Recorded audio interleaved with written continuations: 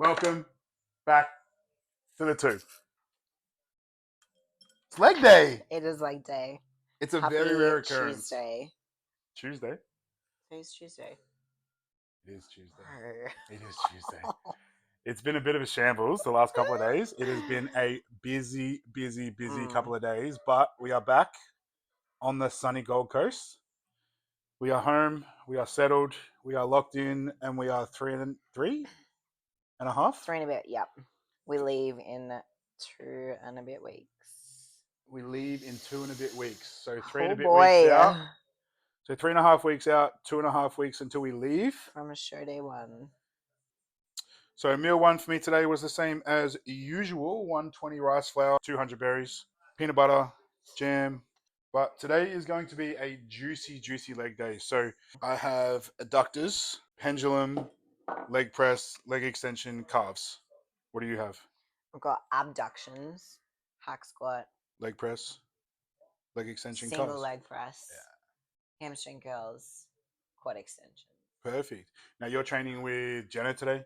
So Jenna is Justin's wife. So Justin being our coach. Jenna also a competitor, figure athlete. Unreal physique. Crazy strong. Competed for the first time last year. And did and very well. Looked phenomenal. Like wild. So we'll get some clips of her training, get some clips of you training. Maybe we'll get some clips of me training. I don't know yet. We'll see. We'll figure that out. Okay. We spoke about some leg training and how we've kind of changed our approach in terms of training legs over the past year, 2 years, 3 years, right? So one of the most common questions that I did get asked on my poll on Instagram was, what is the biggest change that you think you've made to your training when it comes to training legs over the past 12 months? I learned how to actually train my legs. Can you be a bit more specific? I literally don't feel like I have trained my glutes ever until I started training with Justin. And then probably the biggest change for me was dropping the ego. So I have trained hard my whole entire life. I've always kind of put in the effort and thought that I was doing things correctly. Turns out that was all just ego driven. Basically, I learned how to not necessarily chase numbers, but just train effectively. So we dropped everything back. We scaled everything back pretty dramatically when I first started training with Justin face to face. And yeah, it was a bit of a blow to the ego, but it made such a big difference. Yeah. I learned how to actually, apply tempo and intensity and execute movements the way that they should be, not just trying to slog some weight. That's 100% spot on. So I think execution is probably the biggest key factor there, right? So for me as well, I've always been strong when it comes to training legs. Like even back when I was playing basketball, wasn't even weight training or training for hypertrophy or bodybuilding at all. And we'd go into the gym and we'd muck around with the boys and I could squat 4 plates aside for reps. And it was like, okay, once I started to move into bodybuilding and being more specific with my training, it was like the correlation between my leg strength and my leg size wasn't really comparative. And that kind of baffled me at that point. And at that time, it was like, well, I've just got to go heavier for more reps, right? And then fatigue starts to become an issue. Injuries start to become an issue. Your ability to recover starts to become an issue. So I think I did probably the exact same thing. So scaled back a lot of my training to the standpoint of I reduced a lot of load, increased a lot of range of motion, and increased a lot of my tempo sort of style of training. Yeah. So I think one of the biggest things that you'll notice from both of our training and even Jenna, I think as well today, is that everything we do will be slow. It will be controlled with some form of obviously aggression and intensity. It's challenged. Like obviously it's hard during prep. Like I'm 90%. So whatever we got up to in our build weight wise, I dropped to 90% for the remainder of my prep. And we keep reps and everything the same. Yours is slightly different. Like you get to challenge yourself a little bit more. That's why it becomes a little bit more specific when we're talking about the differences between male and female training. Yeah, please stop training like your boyfriend. Yeah, I think it's pretty common consensus that females can usually handle more volume from a training standpoint and men can handle more intensity from a training standpoint. So there's obviously some variables there. But I think for sure, like our range of motion, our tempo, our ability to control the weight through the entire rep range, I think is really important. So like those last couple of reps when you really just don't want to do any more, actually just leaning into it, not rushing through those last couple of reps just because they're shit and they feel ugly. I've been going through preps just so unaware of anything and everything. I just become robotic. I just do what I'm supposed to do and what I'm required of. And when you actually get asked those questions and you have to actually think about it, you start to become a lot more aware of your body and where you should be feeling it and how you can then maximize on that as well. So if we had to break it down and put it into like maybe 3 dot points, yeah, it would be range of motion, tempo, and maybe humbling yourself from a weight standpoint and understanding that extra remove the ego. Remove the ego. Yeah. So we'll dot point that. And Justin will always say to you, like, it's not about the load that you're moving, it's how you move the load. Correct. And I say the same thing to all of our clients as well. So creating that mind muscle connection, removing the ego, going full range of motion, controlling the weight through the entirety of the exercise. Nailed it. Bang on. Let's go train some legs. All right. I got a question for you. Hit me. You have to pick 2. Why am I the one that's answering all the questions? You have better legs than I do. All right. Okay, go on. Comment down below who's got better legs, Caitlyn or I. We want to know. I mean, it's relative. For my size, my legs are better. I'm willing to concede. I'm saying you're better than I am. Pick 2 exercises for quads, 2 exercises for hamstrings, 2 exercises for glutes. So they're the only exercises you can do. Can't do anything else. You need 2 for quads, 2 for glutes, 2 for hamstrings. Go. B stands, RDLs, landmine. Interesting. For glutes. Yep. Can I just pick another RDL? So RDLs, you think hip hinges, you prefer a hip hinge over a... All these people that are like, do hip thrusts. I do hip thrusts at the end of one of my sessions and it's 2 sets and it's literally just to like pump some blood. So I've not once ever done hip thrusts in this whole build phase. There you go. Caught that, or you bitches hip thrusting. If we're talking glutes, for me it would be probably a belt squat variation. I really enjoy like a belt squat. So for me specifically, this is why I need to provide a caveat. So any squat pattern for me is glute dominant. Yeah, I don't mind a Smith machine squat. Yeah. Whereas for a lot of other people, a Smith machine squat would be primarily quad biased. Yeah, no. So I think you really need to find what exercises, and when we touched on this earlier, thinking about what you're actually using when you're moving your weight, is everybody's going to be different. So one person can put a barbell on their back and squat ass to grass, and it can be all quads. Yeah. Me personally, I will put a barbell on my back, squat ass to grass, and it's just all glutes. I get no quad stimulation out of it whatsoever. Whereas if I do sort of a close stance pendulum, I've been a really, really big fan of leg pressing lately for quads. Yeah, okay. And I've changed my stance, no pun intended. So I've changed my sort of stance on leg pressing sort of as of the last 12 months. I've never really been a big leg press person. I've never really been a big leg press fan. I actually get a lot of glute recruitment in the way that we leg press. In the way that we leg press, definitely. Which, you're doing a single leg press today, so it's a little bit different. Different today. Okay, 2 exercises for quads. Leg extension. Always a leg extension. Always. Yeah. And probably single leg press. Okay. So for me, if I'm talking specifically quad bias, it would be a close stance pendulum or hack squat with a leg extension. That'd be quad specifically. Yeah. Me for hamstrings, definitely a lying hamstring curl. I'm a big fan of a lying hamstring curl, and I'm a big fan of a barbell RDL. Everyone knows I love an RDL. So dead stopping off the floor, getting a really good hamstring stretch and a really good hamstring contraction in an RDL. The problem is so many people will load their upper and lower back through a Romanian deadlift or a stiff leg deadlift and don't get the adequate hamstring recruitment. Yeah. So this is why we start talking about exercise selection. And I think this is a hard one for me because I've literally been running the same program for well and truly over 12 months. So to be honest, I haven't properly trained legs like outside of the 12 or so exercises that I actually do. So I can't even really tell you what my favorites are because I don't actually know, which is the exciting part for the next phase for me, that I can actually do things like that. When we bring them some off-season leg sessions together, Yeah, it's going to be excited. Stay tuned for that off-season leg sessions with Caitlyn and Matt, and I'm putting Caitlyn first because she'll run the sessions. So off-season leg sessions with Caitlyn and Matt are going to be just diabolical. Gym excursions.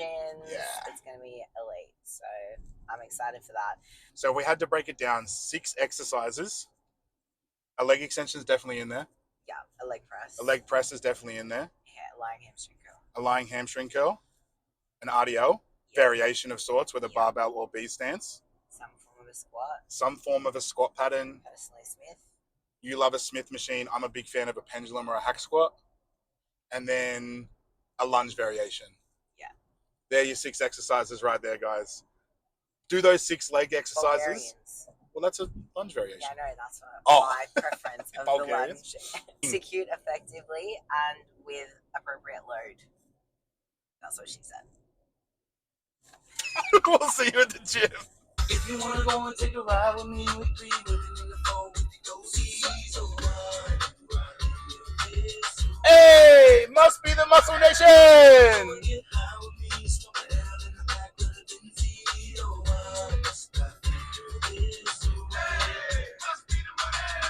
Alrighty, starting this quad session with some adductors. Opening up that hip space, feeling that squeeze. We're not throwing the weight here. Opening up and then contracting and then bringing our legs together and squeezing and holding. So we don't want to throw the weight. We don't want to bounce the weight. Nice and smooth, controlled. So micro pause in the stretch, micro pause in the contracted. Create some blood flow, create some stimulus, and then we'll move on to a pendulum. So we're locked in here with the girls. They've worked up to their top set here. So you can see that Jenna doesn't have a reverse band on, but she does have the blocks on her shoulders to create more range of motion. So we can get maximal knee flexion here. Not bouncing out of the hole. She's really sort of controlling it all the way down, focusing on quad tension, and then pushing away from the pad and really controlling. Look at those side leg split. That's crazy. So you can see she locks in here, braces, controls. Look at those hamstrings. My lordy Jesus.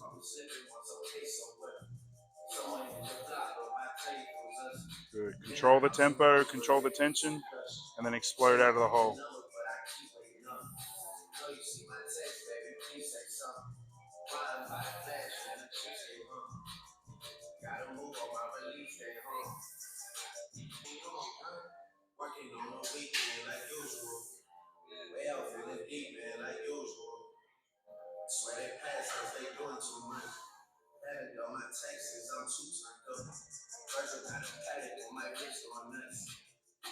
Alrighty.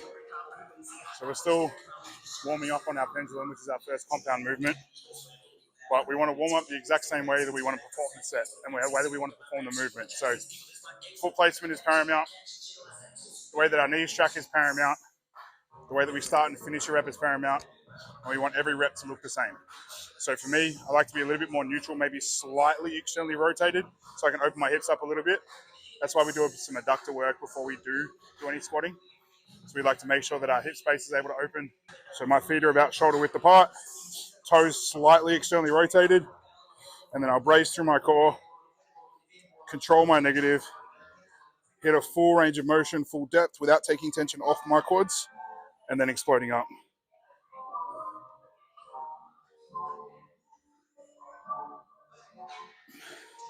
So I like to slow my tempo down a little bit on my feet warm-up sets, sit in the hole a little bit, make sure that joints, ligaments, and tendons are acclimatized to the load that we've got on them before we go up. So pretty perfect. So I think top set last week was 3.5 plates. So not looking to set any records today. We're just going to mimic those numbers. So we will hit a top set of 10 at 3.5 plates. and then we'll back off to 3 plates for 12, and then we'll move on. All the warm-ups have felt really good. So I hit this for 10 last week, didn't I? Or the week before. Yeah, you don't remember, that's fine. But I think it was a pretty comfortable 10, and I kind of pulled the pin on it like earlier than I probably should have. But that's kind of what we're aiming for here. 10 is the goal, but making sure that execution is where we want it to be. Full range of motion, controlled tempo.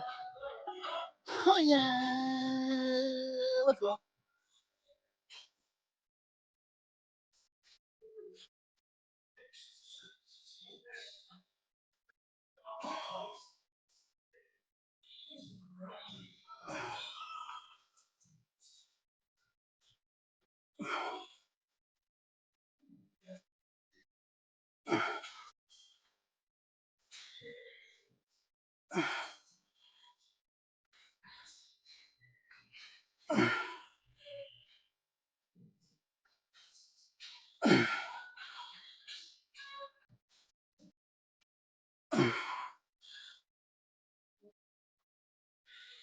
Oh yeah. Perfect.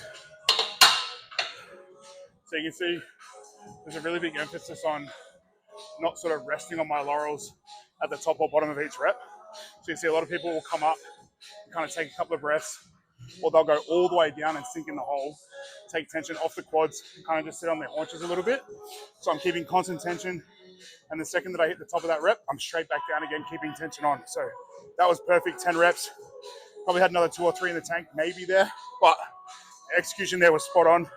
Perfect. So we got locked in, strong hips, strong core, full range, and squeezing up through the hamstrings. So you can see that the tension stays on our hamstrings the entire set. It doesn't come off. We don't take tension off. We don't get any lower back extension or lumbar extension. So right now we're performing a rest pause. So a little 10-second breather, and then straight back into partials. So Justin loves his lengthened bias partials. Beautiful. Good. Nice. Love it. What do we think, Jen? We love it. So as I'm warming up for my double leg press, girls are locking in for their single leg. So you'll see Caitlyn has 3 different anchor points where she's holding her down and supporting herself. Constant tempo, not resting at the top or the bottom. Pushing out of the bottom of the rep. Utilizing the correct muscle groups and efficiently contracting. This is the blind leading the blind right now. If we can even get a YouTube video up tonight, I'll be ecstatic. So some leg extension cues. We've got Jen performing a perfect example right now. So Jen's using wrist straps to kind of lock herself in and brace here, which is perfect. And you'll see she's actually pulling from the top here rather than just doing a straight knee extension. So really emphasizing focus on the entirety of the quad rather than just using your patella tendon to move the weight. She's actually using a quadricep. And again, not letting the stack hit the bottom or resting at the top too much. She's keeping tension on the quads. Perfect. Come on, dig deep here. Beautiful. Monster quads. Now, I'm going to speak on behalf of Caitlyn and I because we can't train till failure. Watching Jen do some gnarly sets is actually so enjoyable and we can't wait to train like that. But so I'm just doing a little feeder here. Like I said, it's almost my last movement of the session. So quads should definitely be warm. You shouldn't need to do too much warm up or feeder here. So I like to make sure that I've got as much surface area on the seat as possible so we're not having our knees all the way hanging off. I'm pulled down and braced into the machine. And then, like I said, I'm pulling from the top of the quadriceps here and really initiating and controlling that movement rather than throwing the weight or swinging the weight. Pull ourselves in and then control all the way up. Squeeze at the top and then tempo on the way down. So creating as much tension there. Again, that needs to come under a little bit more so we can get some more range of motion. Pulling up.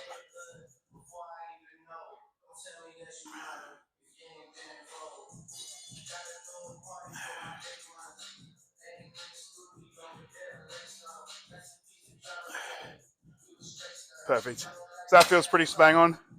Then we've got 3 sets of 15 there. So we're doing a nice good contraction, like a 1 to 2 second pause at the top to really emphasize that hold. And then we're moving on.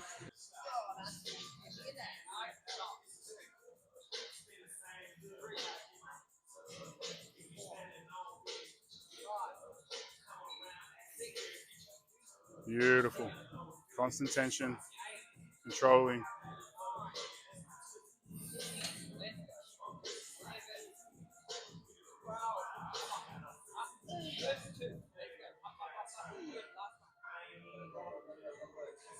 Beautiful. You don't need to be smart to answer this question. Let me stand in front because I don't want Jen to out angle me with her quads. So no. So as we sort of spoke about in the car, Jen's made some crazy. Now Jen's very uncomfortable right now. Hates being on camera and hates talking. So we're making her feel really comfortable.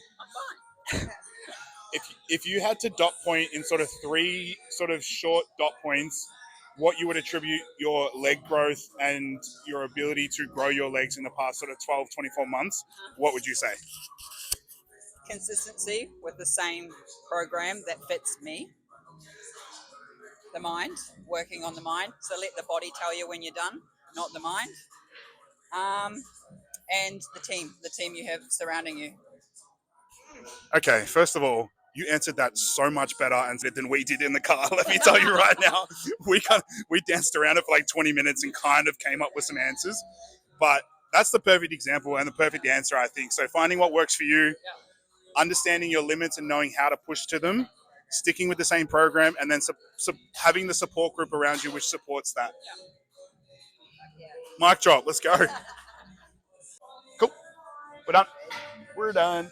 You're done. I'll see you guys. All right. Bye, Jen. Say bye. Say bye. We love it. You gonna train some calves? Oh yeah. You don't need to train calves. Nah. I need to train calves. I just want to show you after you. Yeah, that's fair. Guys, finally, we're at the part of the session that everyone came for, that all the subscribers want to see. Caitlyn training calves. But in all seriousness, her calves are genetically ridiculous. But you can see the tempo, the tension, the contraction that she's training with. So she's not bouncing, she's not bopping up and down. Everything is controlled, focused.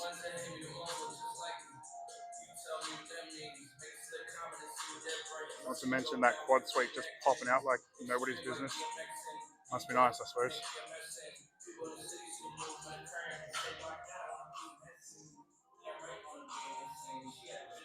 All right, let's check them out. I'll have you all know I only train calves for ankle mobility.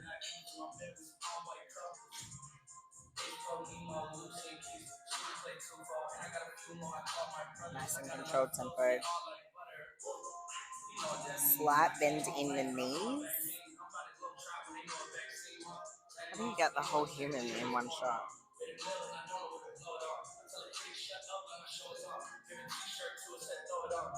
That looks like he's got a bit of a wedgie going.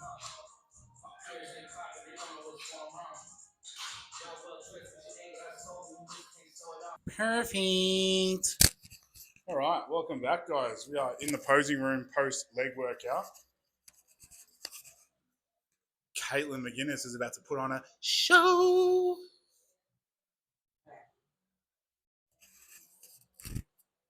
Oh my goodness gracious.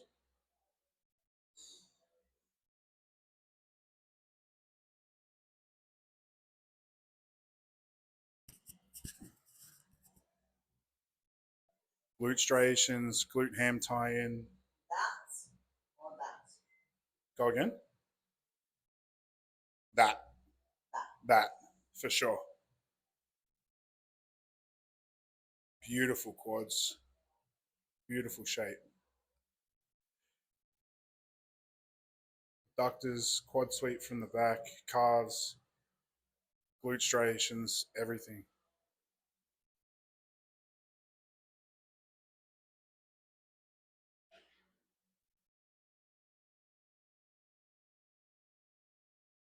Quad pop. See how her glute is almost at like a right angle to her hip? That is phenomenal. It just shows so much tissue and growth. Lots of Bulgarian split squats. That's what that is. That's a wrap on quads for today, guys. one question that I did get asked actually, which was pretty interesting and is pretty timely, is what do you do for recovery post leg day? So what are some things that we implement to help from a recovery standpoint to help post leg day? And unfortunately, we're not going to be reinventing the wheel here. So for me, it's just eat. I like to sort of move my body post workout. I don't like to just sit on the couch and do nothing. We want to keep the blood flow. Actually, interesting timing.